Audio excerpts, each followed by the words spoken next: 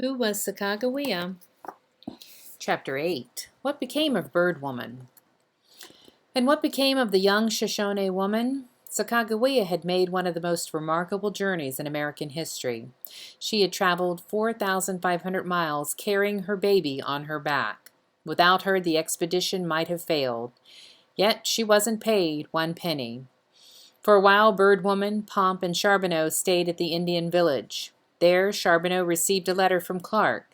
Clark missed them. He missed Pomp most of all. Clark planned to settle in St. Louis. He wanted Charbonneau to move his family there, too.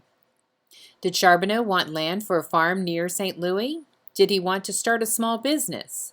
Clark would help him, but what Clark really wanted was to adopt Pomp. The captain wrote a letter to the couple.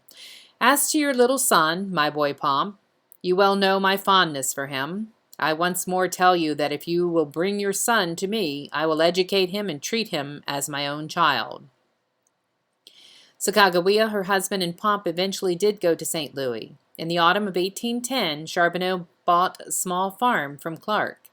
For 5 months, Bird Woman and Pomp lived there, but Charbonneau soon grew restless. The next spring, he took Sacagawea on a fur trading trip up the Missouri River.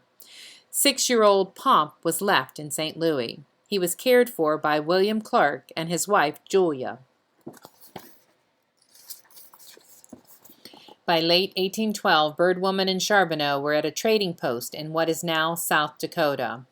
Sacagawea died there on December 20th, 1812. She had just given birth to a daughter named Lizette. The clerk at the fort recorded the sad news. This evening, the wife of Charbonneau, a snake woman, died of a putrid fever. She was a good and the best woman in the fort, aged about 25 years. She left a fine infant girl. Clark took the baby girl Lizette, too. He raised both of Sacagawea's children. Pomp became a well-known Western guide and trader. Later, he was the mayor of a Spanish town in California. What became of Lizette is not known.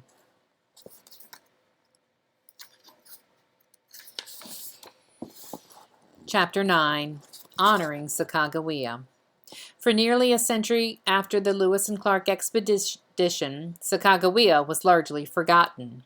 During the 1800s, Indians and whites fought many wars. White people did not want to honor any Native American.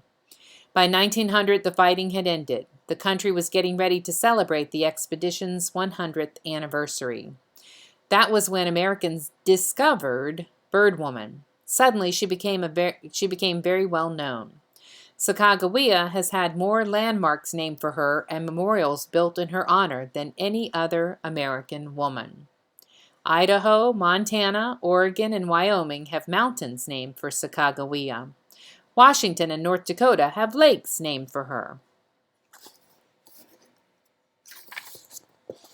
She also became a favorite subject of artists and writers. Nobody knows what she looked like, so artists have had to use their imaginations. A statue of her stands in the state capitol in Bismarck, North Dakota. A statue of Sacagawea and Pomp will soon be placed in the U.S. Capitol building in Washington, D.C. As the 21st century approached, the U.S. Mint planned to issue a new dollar coin. Sacagawea would appear on its head side. 23 artists sent in designs for the golden dollar. The Mint showed the final choices on its website. More than 120,000 Americans voted for their favorites by email. Many of them were school children. The golden Sacagawea dollars came out in 2000. It shows a young Indian woman carrying her baby.